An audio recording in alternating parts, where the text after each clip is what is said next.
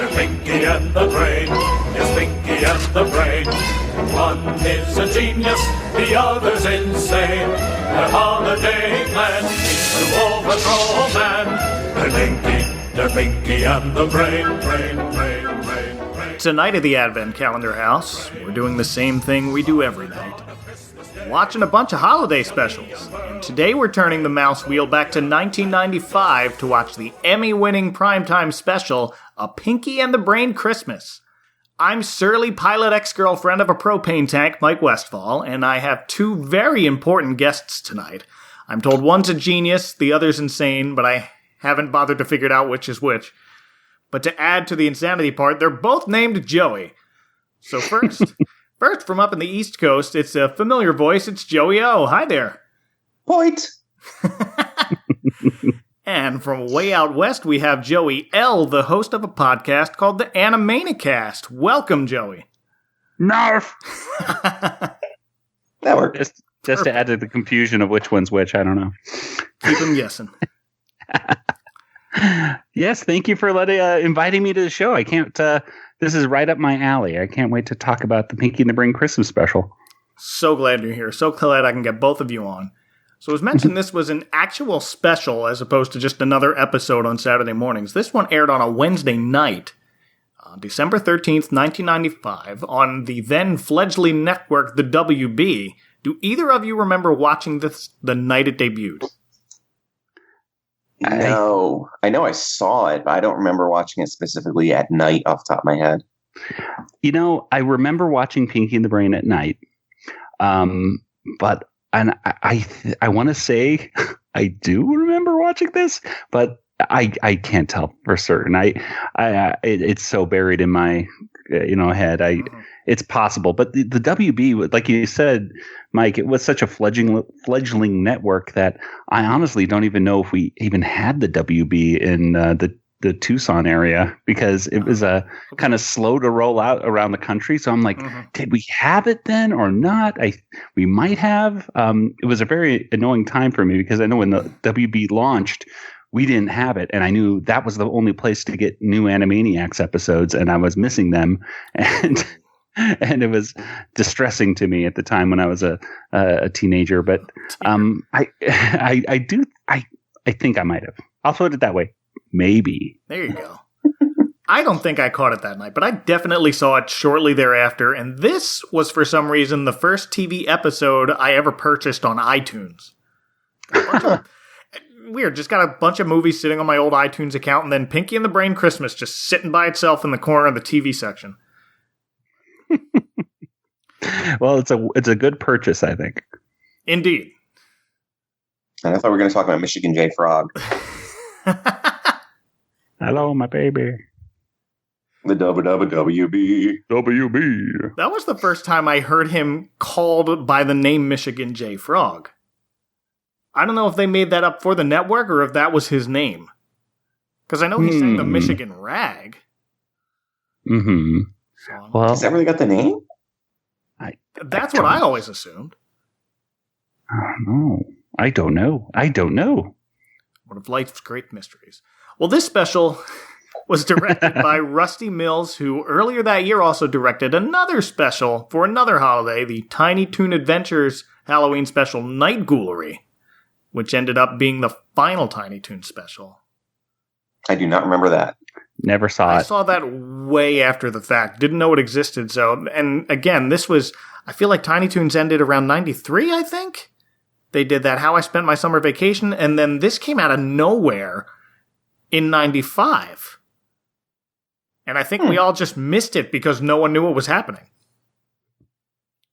Yeah, I know. I've seen little snippets of it. I know that Satan is in it. I believe, if I'm not mistaken, from Animaniacs. Gosh, who did Satan's voice in that? Was it? It wasn't Rob Perlman, was it? I forget who did Satan's voice in that one, but to the internet. But yeah, I know he makes an appearance on it, and I don't think that Night Ghoulery is available on DVD, but from what I've been told, it may be available on Hulu right now. At least that's what my Animaniac spies tell me. I don't know if those spies are correct or not. It is Ron Perlman's voice. Yeah. There you go. Hellboy. The Beast. Yes. So, The Beast, that's who he is. so since this was a primetime special, it was eligible for and won the Primetime Emmy for Outstanding Animated Program. That makes this the third Christmas special to win that award, after Zicky's Gift in 1982 and one we covered earlier this season, Will Vinton's, the now late Will Vinton's, Claymation Christmas Celebration from 87. And as I mentioned back when we covered this, for much of the 90s, this category was dominated by The Simpsons, and this Pinky and the Brainwind falls right between Lisa's Wedding and Homer's Phobia. Yes. That's quite a... That's quite a pair of bookends right there. That. But enough of that. Let's talk about some lab mice. So, we have a special opening for this one. It's not the usual opening credits. Well, it kind of is, but you have the establishing shot of Acme Labs. You have an added layer of snowfall and jingle bells added to the theme song. And I don't know about you two, but the way that they added the snow in it makes it look like it's inside of a snow globe. Oh. Yeah, it looked pretty cool. It's similar to what they did with the Animaniacs Christmas episodes, where they just kind of overlay the snow and just keep everything visually the same. The lyrics, however, I really did appreciate the different lyrics to this. It sounded really cool. Especially the joy to the world part, and then smashing down was a great accompaniment. Yeah, they did not have to do that, but they went all out. By the dawn of Christmas Day, their plot shall be unfurled. They'll control the earth and bring joy to the world. The Pinky and the Brain, it's Pinky and the Brain. They'll have the merry gentlemen singing this refrain, that after Christmas Eve, the world will believe in Pinky and the Brain, Brain, Brain, Brain, Brain, Brain, Brain, Brain. But I think despite sounding kind of awkward to shoehorn that joy to the world in there, I feel like it works because of how awkward it is. It kind of adds to the charm of the whole show. Totally. I just really loved it. It just made me smile. Well, before we dive in as a regular part of this podcast, we like to mention the voice actors, and I don't know how we managed this, but this is the first appearance in the Advent Calendar house of both Maurice LaMarche, the voice of the Brain, and Rob Paulsen, who's Pinky. Egad. I know. Well, we mentioned Rob, Joey, back. He came up when we were talking about Fruity Pebbles commercial. And how for some reason they got Jim Cummings to re-record the voice of Santa, and Rob Paulsen's name came up in that conversation. But he is not the voice of Santa here. That honor goes to Earl Bowen, best known as Dr. Peter Silberman from the Terminator movies. Shotzi, what is this noodle noggin doll? I don't recall that. Wow. And Bowen has the distinction of being the only actor besides Arnold Schwarzenegger to appear in Terminator 1, 2, and 3.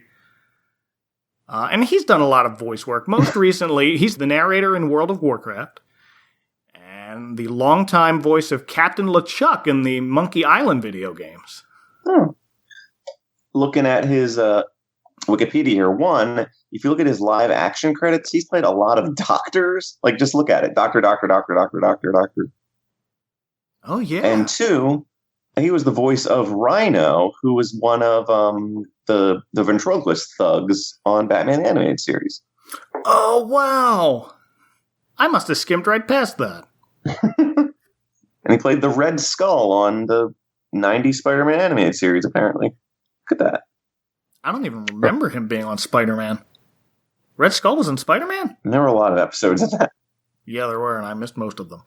Yeah, I'm just looking at this picture. I had no idea who he was, so I'm looking at pictures of him, and I'm like, oh yeah, he's just been in everything. He's just a character actor you see in tons of sitcoms and movies and just everything. He's that guy. Definitely. Well, back to Maurice LaMarche. Joey, you actually got to interview him earlier this year at Keystone Comic-Con up in Philly. Tell us about that. Well, I was very excited. I don't think Maurice has ever done a con in my neck of the woods that I remember. I'd met Rob a few times. He did a Wizard World a few years back. I got to chat with May, did a Q&A. And then I got to hang out with him at RetroCon here in the Philly suburbs a year ago, and we did a really great interview. Shameless plug for my show, Words with Nerds on Why Not Radio. You can scroll back through our on-demand section and hear it, or Mike can link it on the page for this. I absolutely will. Yay! So Rob and Maurice were announced for the Keystone Comic-Con here in Philly, which was awesome.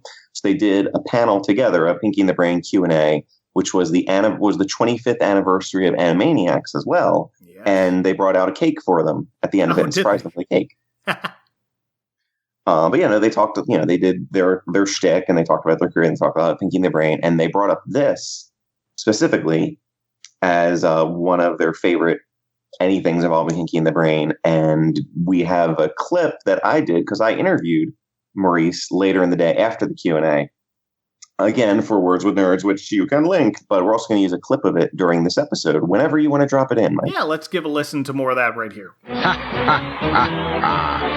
Pinky and the Brain will be right back. A friend of mine who has another podcast does a show about we do a show about holiday specials, like our favorite kids holiday specials, anime specials growing up, and he asked me to ask you what your favorite one is, but I think in the Q&A you said it was the Pinky and the Brain one. The Christmas special was so brilliantly written and so well executed. I can't watch it without getting a tear in my eye. We screened it. I said this in the Q&A. We actually had a free screening. All you had to do was bring a toy for tots, and we did a free screening at the Hollywood Improv 2 Christmases ago, and there wasn't a dry eye in the house. We filled the place. We screened the episode. We did a Q&A. It was fantastic. Pinky and the Brain are back with more fun. Let's begin our story with Pinky singing Deck the Halls and writing his letter to Santa while Brain tests out his newest invention on him. It's a mind-controlled doll made in Brain's likeness called Noodle Noggin. And Joey L., I swear I've heard the name Noodle Noggin come up before on Animaniacs. Am I imagining that? Not at all. This is it's from episode Meanie and Treacle. They I think that's what it was called. It was I know they which one you're talking about. Puppet Rulers. That was the episode. But yeah, there was an episode of Animaniacs involved a Pinky and the Brain segment called Puppet Rulers, and in that one they basically they get on a Meanie and Treacle, which is a Beanie and Cecil puppet show parody. The goal was to become so popular that they could freeze themselves and then 30 years later reemerge. And everyone would love them so much that they would take over the world. And it was very true to the times, I think, actually, in a lot of ways, because at the end of the episode, the people, instead of loving big, what was it? Was it Big Nose and Noodle Noggin, or Big Ears Noodle Noggin? I think, yeah. But anyway, right. Big Ears Noodle Noggin, that was it. So instead of loving them, though, all the people decided to give them their therapy bills because they were so upset that Big Ears and Noodle Noggin left them as children, and instead of loving them, they were very upset at them. So you can never please the fans, as we have all learned. Once you started describing that entire ending came back to me. Yeah. You left us. Yes. It was great. It was, it even had a great little segment of young Bill Clinton even loving right. the characters. Oh yeah, and he's like going to Little Rock and getting his own little character. So as soon as he said Noodle Noggin as the little doll, I was like, cool, okay, you're going for that again. Excellent. It's because it was the same kind of concept that you were going to sell a lot of dolls named Noodle Noggin. So okay. Nothing is more 90s Animaniacs humor than Bill Clinton jokes, as we'll see later in this episode. We sure will. It was funny, though, that the Brain decided to call it Noodle Noggin, though. I mean, he in the original episode, he doesn't. Oh, gosh, now I'm trying to remember what he calls him. But it's not Noodle Noggin. He calls himself, oh, gosh, looking it up right now.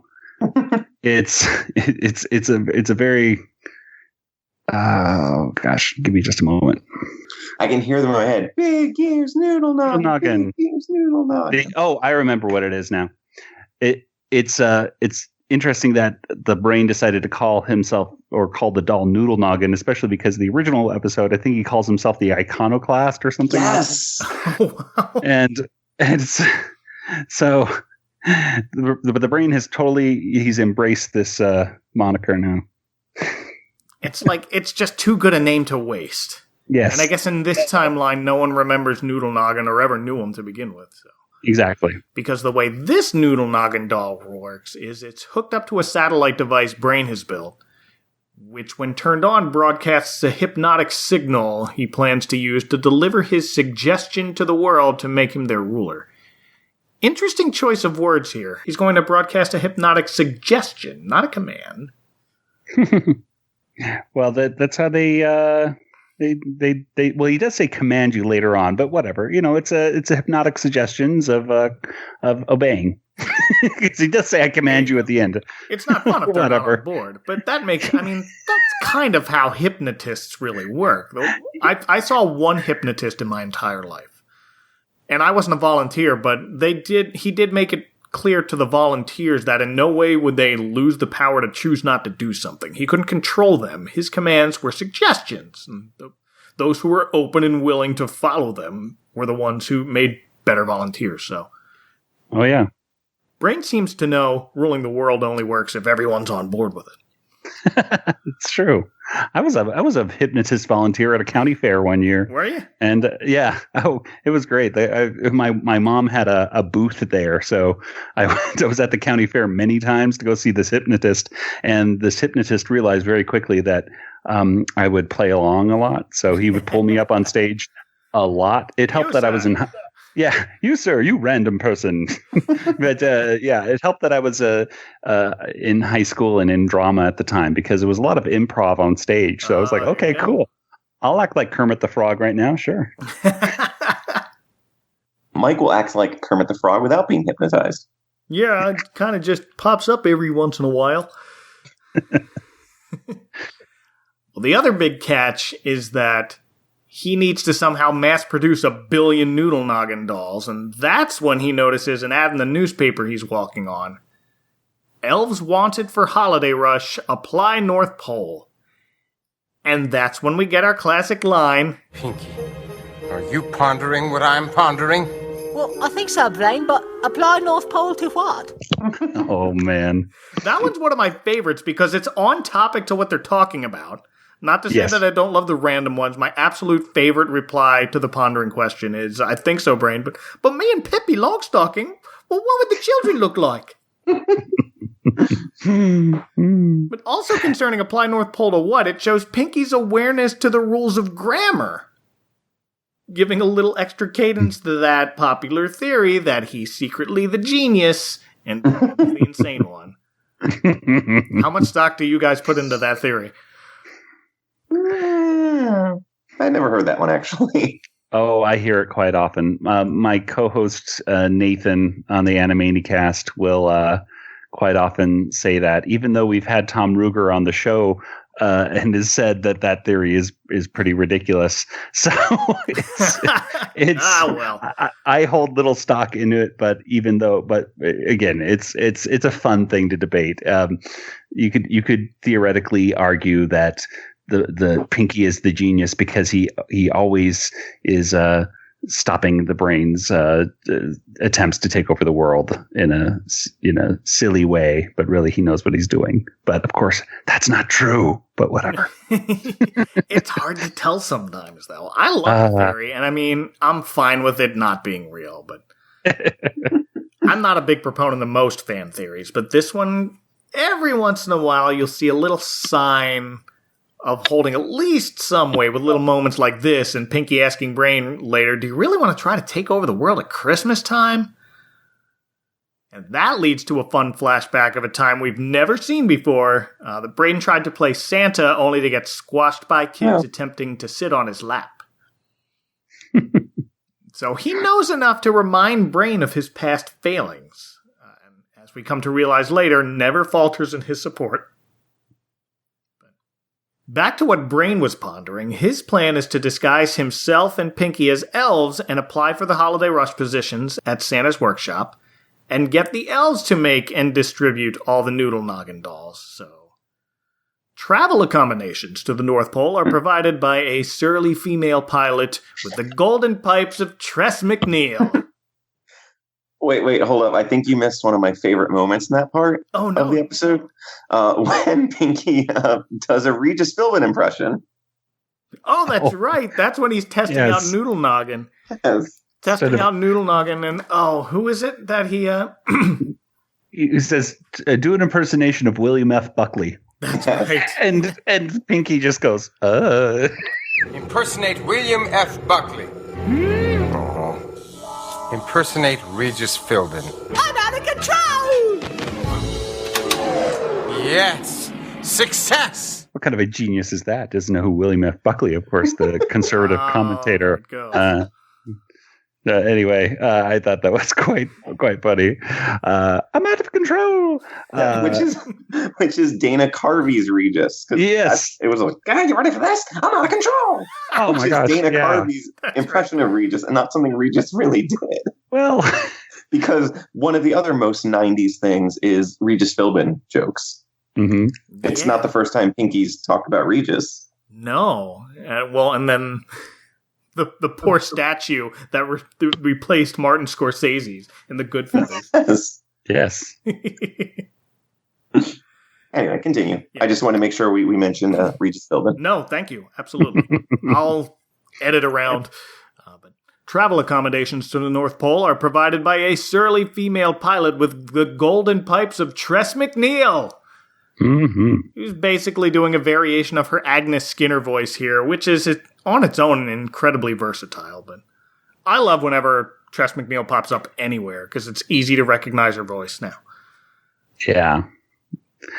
I love this scene and how ridiculous this one character is and how she's just dumb enough to. I wanted to see how this happened in the first place. Like, how did they get this woman to agree to take them on a flight when it's just this scarecrowish kind of character that is carrying this mouse cage. It was such a funny, silly scene. I just wanted to see what happened 10 seconds before to get them on the plane.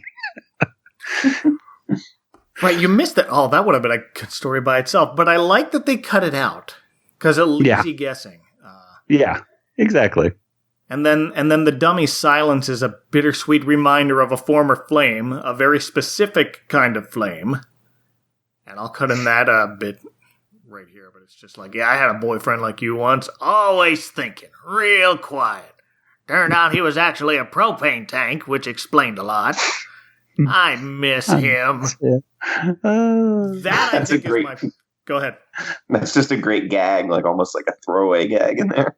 Yeah, that might be my favorite line of the whole special because the joke keeps getting better with every sentence she adds. Totally. And then at one point, the pilot asks her silent passenger to take the wheel, which of course it can't. And amid the chaos of her trying to correct her flight, the door opens, sending the mice plummeting from the aircraft, though able to parachute safely down to Earth using their dummy's removed head. Very convenient. Indeed. Maybe they really did think of everything. Maybe. Well, it's like when there's a parachute under your seat on a plane, they just put it in the dummy. Yeah. But they make the rest of the journey to the North Pole by commandeering a dog sled and then to meet with the hiring elf Shotzi, voiced by Jeff Bennett. Oh, okay. Yeah, he, like his co-stars, has a long list of credits, but he's probably best known as the voice of Johnny Bravo. Or if you have young children like I do, he's the man with the yellow hat on Curious George. And then in the Disney fold, he's the current voice of Mr. Smee Cap'n. And Petrie from The Land Before Time, but only from number 2 onward to, I think they're up to about 14 now. Ooh, and if you click on his Wikipedia and scroll down to his TV voice roles, one of his earliest ones here is Hardak from Batman the Animated Series again. Oh, I thought you said Hordak. I'm like, that's not Hordak. Oh, Hardak, the robot. Your hand is like ice. I'm fine. He does a really good John Cleese impression too. Does he? He did. He was Mr. Flaxseed on Animaniacs. Wait a minute. Where I it's thought so. that was John Cleese. That's what I'm saying. He does such a good John Cleese impression that it just sounds like him. And I believe in later on in other episodes where it was in anytime they have a John Cleese character on Animaniacs, it's usually, I believe, always voiced by Jeff Bennett. So in Les Miserables, there's a French John Cleese waiter, "Bitin in the butt."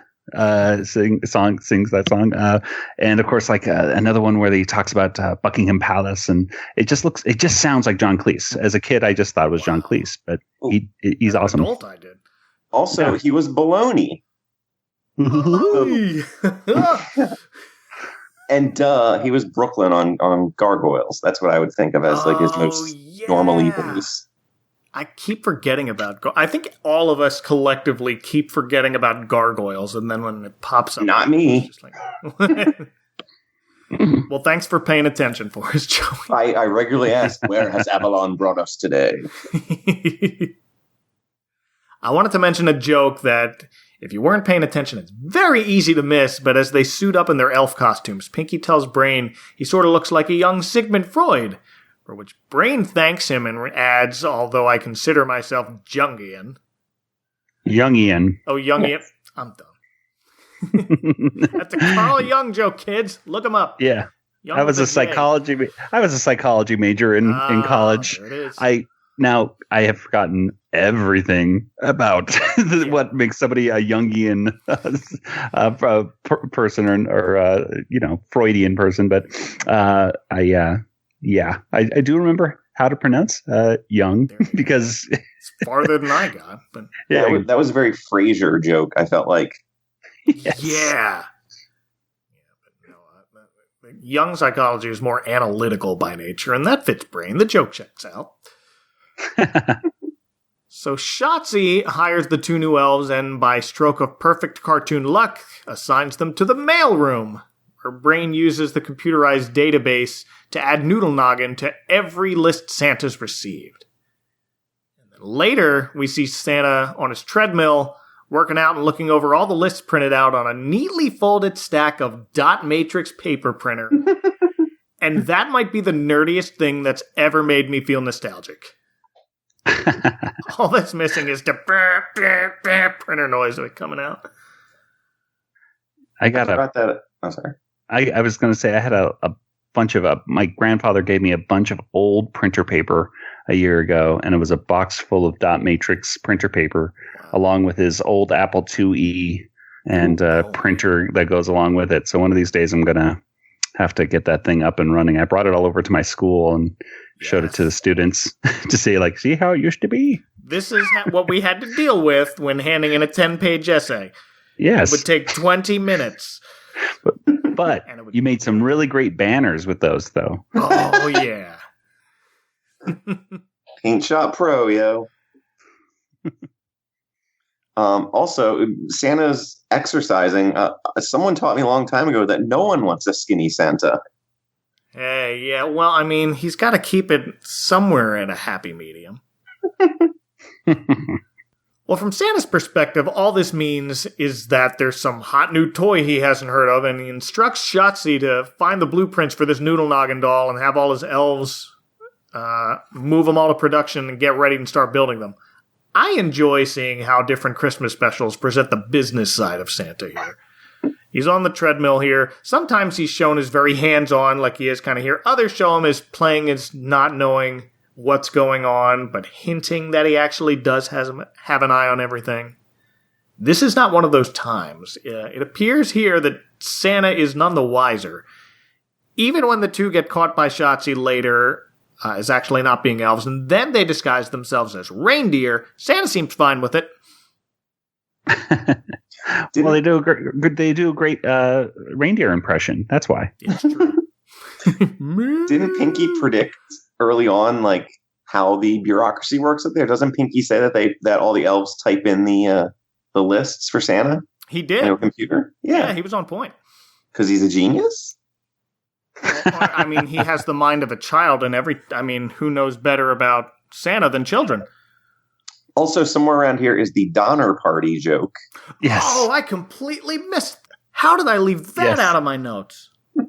Yeah, that was a really cute thing. The brain does not want any part of that. Yeah. Look, Brain, the reindeers are inviting elves to join them for a party at Donner's house. Somehow the idea of joining the Donner Party is unappealing. Which is a good Animaniac style joke for sure. It is, because no kid's gonna get that until much, much later, and then it's like a whirlwind of times you've heard that in different things, and it's just, oh. Like the time I realized Placido Domingo was a real person and not just the name of an opera-singing flamingo on Sesame Street.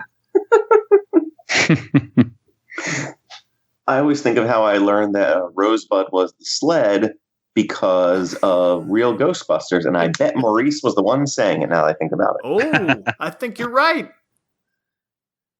It's all connected. That's right. Yeah, Maurice LaMarche, the voice of Egon on The Real Ghostbusters. Well, Santa may seem fine with it and may not have any idea what's going on, and that may have to do with the fact that Pinky has yet to give Santa his Christmas letter, because Brain keeps telling him to forget it, they don't have time. But they try to slip the Noodle Noggin blueprints to the workshop's design office, but that's when Shotzi finds them. They're in a restricted area, and then a chase ensues. Here's where I think Brain had a blind spot. Why didn't he just say, hey, we noticed this Noodle Noggin doll on all the letters, and we found these blueprints among the mail? Problem solved. But no, a chase begins, which involves the mice trying to get away in several toy vehicles, before realizing the race car they settle on is remote-controlled, and Shotzi has the controls. So he then pulls off the mice's fake pointed ears and beards and discovers, hey, you guys aren't real elves, are you? I love that scene where they're trying to get away and they jump into they go to the Barbie car. It's not Barbie. It's like it's Bombi with what's under the hood? Lipstick. And then jumping into the Tonka truck and just the "Come on, Mama" or "Come on, Baby" or whatever he says as it slowly starts rolling, and of course topping it up with the race car crashing into the wall, and then the airbags deploying a second too late. As a just such a funny scene, really funny. That leads us into a classic interrogation scene where Shotzi wants to know, who you working for? The Easter Bunny? The Tooth Fairy? Herschel the Hanukkah Goblin? Herschel the Hanukkah Goblin. That might be my favorite made-up Hanukkah mascot. Well, it's near Christmas, so it needs a mascot, right? Even though it already has a story with actual people. But that's with apologies to Mark Hamill's Hanukkah zombie from Futurama. I think Herschel's my favorite.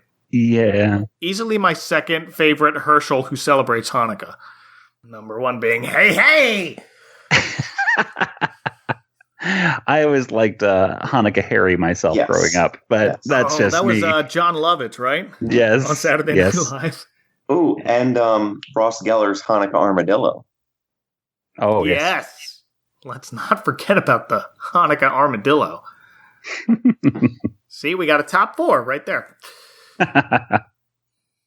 Well, Shotzi and his crony elves discover the mice have the Noodle Noggin blueprints they're looking for, and Brain plays along. Oh, you got me. Guess you gotta make these dolls now. During the split second Shotzi turns his back, the mice escape, even despite Pinky's "We're getting away" song of victory. I feel like I need to find some point in my life where I need to do that. Where I'm making some daring escape and I need to sing, oh, we're getting away. Someday. It's right next to like it's a great goodbye line to anybody. That I think that and maybe Indiana Jones in Temple of Doom with "Nice try, Lao Shay" and going away. So that and "We're Getting Away" is now my two favorite leaving the room lines. Now on the bucket list. Now I'm using it like every week. Well, the two make it out of the workshop, and Santa's ready to take off, as is the case with most Christmas specials involving Santa. I have no concept of time here. So we have an established theorem on this podcast that the sleigh is a time machine, and that's how Santa gets his delivery job done, but how they manage to get those billion noodle noggins cranked out so quickly is another Christmas miracle, I guess. Agreed. Well, we see the assembly line of them. We see the assembly line, and instead of the music Powerhouse, they do like a public domain version of the song Powerhouse. I had that in my notes too. It was sort of like an homage to Powerhouse without actually being it.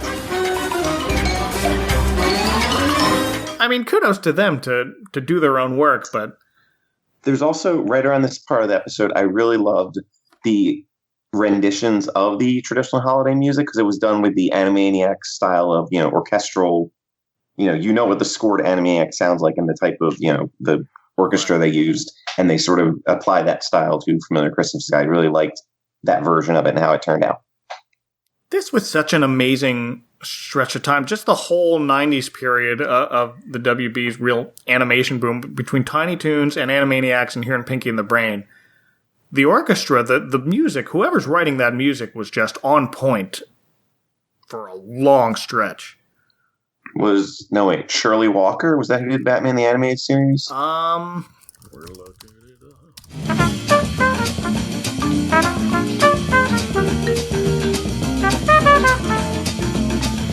Are we talking about the scores, or are we talking about... We're talking about the scores. Yeah.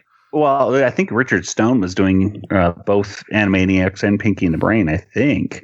So I'm pretty sure he did the music for this episode, I think. I know I was just listening to I watched this episode on DVD today. Hey. So, and then remember that thing? And they had a special on that same disc talking about just making the show. And then they mentioned Richard Stone's scores on the series. So I believe it's Richard Stone. At least the majority of it. Yeah, music by Richard Stone. There it is. IMDb. The Great Stonini. As he's known by, I think Paul Rudd came up with that name. Well, having successfully passed themselves off as tiny, tiny reindeer, Pinky and the Brain detach themselves from their reins when they fly over Acme Labs. But they crash through a window on the roof and land directly on Brain's transmitter setup. Because of course they did. So now they have to fix that. Also, there's the physics of two mice falling through a glass ceiling, just smashing it like that. Right. Oh, also one more thing I had to note about. Pinky's reindeer horns, his antlers, was the same as Max, the Grinch's dog, pretty much. You're right. Oh, yeah. Very much. I didn't even notice that until right now that I'm looking at a picture of it. Very much so, yes. Totally. That had to be what they were going for. And which, by the way, I just love how when Brain says to Pinky, "Act natural," right there, and he just not that that's not the natural way you should be acting. Natural. Not that natural. It's here, back at home, that Pinky realizes he still has his letter he wanted to deliver to Santa and just breaks down into inconsolable tears. And throughout this whole special, he's been trying to get his letter to Santa, and Brain continuously tells him to grow up and stop being childish. But this isn't the usual sort of grow-up demands we get from similar specials, where you have people tell him, why do you still believe in Santa Claus? They've seen him. His operation was a crucial piece of Brain's puzzle, so is it just, I'm about to rule the world and I need your undivided attention to this mission? I believe so, because it certainly isn't like a childish thing if Santa doesn't exist in this. I mean, Santa's putting up help wanted ads for all the world to see. So everyone knows Santa exists in this world. Yes. It's just, I guess it's just, when you get to a certain age, which in this case for Pinky and the Brain is 2, because I found out how old they were in this episode. So when you're a mouse, when you get to the age of 2, you are to put away childish things and just leave Santa alone. Exactly. Well, Brain snatches the letter from Pinky and tells him to get ready to flip the switch when there's enough power to broadcast to the entire world. And we pan across the globe, which they've conveniently narrowed down to somewhere in America, somewhere in Germany, and of course a childlike, joy-filled President Clinton in the White House. That's the whole world, everybody. And that's Frank Welker doing this Bill Clinton impression there. Yeah. Good old Frank. And of course, while Brain's waiting for the power level to get into the red, he glances at Pinky's letter and we read.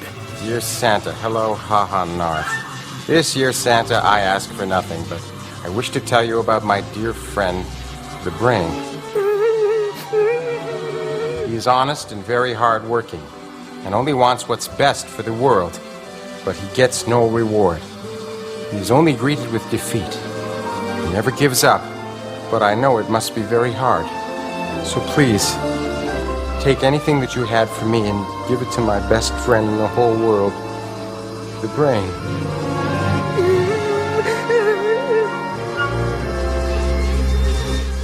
Love, Pinky. P.S. By any chance do you have in that big old bag of yours the world? Such an emotional, like, it really is an emotional, like, heart tearing at the heartstrings moment, and a performance from Rob reading it too. Yeah, well, I think I read both Maurice and Rob have said that they were both in genuine tears while recording this scene. Yeah. It was from both of them. I'm sorry. Yeah, the Brain reads that aloud. Right. Yeah. But it's Rob Paulson's. Pinky, I haven't seen this episode in years, and I knew that this was an episode that, I've seen Maurice at a panel at Phoenix Comic Con talking about this being his favorite, and then crying and everything, and I thought, oh, that's nice, and I didn't think this would have an effect on me, but guys, I was tearing up. I was watching the episode today with my wife next to me, and I had to kind of get up from the couch a little bit and just kind of step out of the. Like, I'm going to watch this in the other, away from the TV. This is making me feel my feelings. Yeah. So I had to wipe a couple tears away from, one single tear down the thing. Yeah. But, it was so well. I mean, everything is hitting it right here. It's, the franticness of the Brain as he's trying just so hard, like stop it. He's so close. And then of course with Pinky, you really can see in the animation and the voices and everything. It just coming together so perfectly that it was just brilliant. I mean, I just saw A Star Is Born recently, and I it's kind of sort of sad moments in this, but I cried more at this Pinky and the Brain episode than movies that are supposed to be making you cry a lot. It also builds off years of us knowing, their relationship and their friendship and the characters too. Mm-hmm. It's an earned moment. Definitely. It is. And like our hearts, Brains also grows 3 sizes, and he commands the world at the last moment. Have a Merry Christmas, everyone. Have a Merry, Merry Christmas. Joy to the world. Yes. And then he destroys his transmitter. He had them. Right. He threw it all away. Is this the closest he's gotten compared to his other attempts to take over the world? He usually gets very close then, but I'll tell you this is, I think, I believe, the only time where he could have. It was totally the Brain making a conscious decision, I believe, to not take over the world. If I were to gather, I mean, there's so many episodes of Pinky and the Brain that I'll be, I'm sure, watching over the years that I may be wrong, but I think this is one of the most powerful, definitely, moments where he makes this decision to stop. And it's not Pinky's fault. Well, I guess technically you could say it's his fault, but whatever. I'm with you. He gets really close, but a pretty concise list at io9.com ranking every single one of Brain's plans puts this one dead last. And their reasoning is, well, what if they don't celebrate Christmas, Brain? Too many variables here. All right. No, not in a Christmas special, because in a Christmas special, everybody celebrates Christmas. Except for Herschel the Hanukkah Goblin. Yeah, exactly. Well, they had a special plan with him too. They had to outsource it to him. There you go. As well. Just all behind the scenes. Yeah. Well, on that list, the highest rank attempt, as far as plans go, was when he bought every property in the world above its 39th floor and tried to use the Hubble Space Telescope to melt the polar ice caps. And that got topical quickly. That episode comes after this one. It's called Fly, so at least they're improving. We also get one more brief appearance of the voice of Bubba Clinton there, which goes back to something else I had on my notes about when we see the whole Clinton Christmas tree tableau, is that we get Chelsea, but it's sort of like the like big frizzy hair caricature of her that was kind of mean. Yeah. You know what I'm talking about? I do. Yeah. Kind of a big nose on her too, and everything. Who played her on SNL? I'm blanking on it. Oh, Julie Sweeney. Oh, yeah. I'm picturing that version of her. Well, I did like in that little tableau of the Clintons together, though, was that Socks the cat was scratching at a Newt Gingrich scratching post. Wow, I didn't even catch that. Yeah, I was like, yeah, that sounds like something the Clintons would have definitely got. Yeah. They probably still have that. Yeah, not the cat, but I hope not the cat. But our heroes don't leave empty-handed, not on Christmas, so the episode ends with the two exchanging gifts from each other, which, with Brain giving Pinky a spell checker. Remember when it was its own thing and about the size of a pocket calculator? I forgot those existed. So did I. Oh, also, that's a throwback to another joke that the letter to Santa said TOO Santa. Oh, yeah. There it is. And then Pinky gives the Brain a keychain shaped like a small globe, and oh my heart. Mm-hmm. And that's how we end. So good. And I think we hit everything, unless either of you have anything else to add. Not really. I mean, again, I haven't seen this episode for so many years, and it was so much fun to see it. And I forgot how much I loved this episode. Yeah, at the time. Go ahead. I would say at the Q&A they did, I couldn't remember this episode at all. I'm just like, oh yeah, of course there was a Pinky and the Brain Christmas episode. But because it was on the solo Pinky and the Brain series, I probably only saw it a few times as opposed to, the first seasons of Animaniacs I saw a zillion times. So it just didn't register. But once I started watching this, I'm like, okay, I definitely remember this. I definitely remember this ending. On the DVD of it's Volume 1 of Pinky and the Brain, Disc 2. Peter Hastings, who wrote this episode, is featured in one of the special features and talks about how that last scene right there, where Pinky got him a little world keychain right there, and how that kind of brings tears to his eyes and everything. It's such a sweet moment. And, it's, I think with a lot of Christmas specials, it's, hard to ride that line of, especially we're going to be funny but we're going to also have to be sweet at the same time, but you don't want to make it too sweet because then it's, whatever. But this really did, kind of ride that line really well. It felt like it still felt like a Pinky and the Brain episode, which was nice. Yeah, it was a perfect combination of serious and silly, mm-hmm. which I just love. But this is available, as Joey said, on DVD. You can also watch it on Hulu, at least as of this recording. Who knows where it'll be in a few months or years, but it's out on on tangible disc if you want.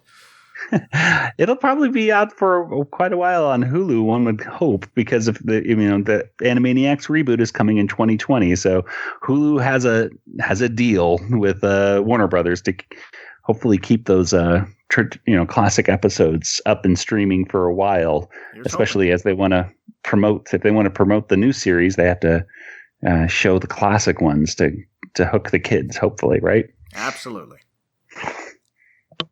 Well, if people want to attach the North Pole to you, where can they find you in your lab planning for tomorrow night, Joey L? Well, they can go over to animaniacast.com, or you can see the Animaniacast over on Twitter and Facebook, Instagram, all those fun things. We are a podcast that goes over every episode of Animaniacs, and when this episode's coming out, we'll probably be wrapping up our classic run of the Animaniacs. So we have a whole archive over at animaniacast.com. We also have a bunch of cool interviews and discussions with Tom Ruegger, who the creator of Animaniacs, as well as other writers of the show and voice actors from the show and all that stuff. So we enjoy it. We go through every episode and talk about a lot of other stuff as well along the way. So that's where I would go. Animaniacast.com. That's awesome. Recommended enough. Thank you. And Joey O, where are you on the internet? Well, you can find me speaking Freundleben on Twitter at I'm Gonna DJ 24, and you can hear me on the internet radios at whynotradio.net. And also at whynotradio.net is Joey's full interview with Maurice LaMarche in the Words with Nerds archives there. So be sure to check that out. Yes. Always. And as always, you can find show notes for this episode and the rest of this season on the web at adventcalendar.house, and get in touch with me on Twitter at adventcalhouse. Gentlemen, thank you for joining me tonight. Thank you. Always a pleasure. Joy to the world! North, north, north, north! Is that necessary? Hark the herald angels sing, they're Pinky and the Brain, Brain, Brain, Brain, Brain. The Advent Calendar House is part of the Christmas Podcast Network. To find more shows like this one, visit ChristmasPodcastNetwork.com. Ho, ho, ho, ho! Merry Christmas! Greetings, holiday shoppers. I'm Joseph Wade, and I host a podcast called Christmas Creeps. My band of merry mischief makers and I dissect holiday movies and specials all year round in search of the true meaning of Christmas. So whether you can't resist the urge to watch Home Alone in June, or you worship at the altar of mutant killer snowmen, Christmas Creeps is the podcast for the Grinch in all of us. Check us out at ChristmasCreeps.com or wherever you download podcasts. Next time on the Advent Calendar House... Christmas comes to Eternia, and you'll want to be there. It's the all-new He-Man She-Ra Christmas special.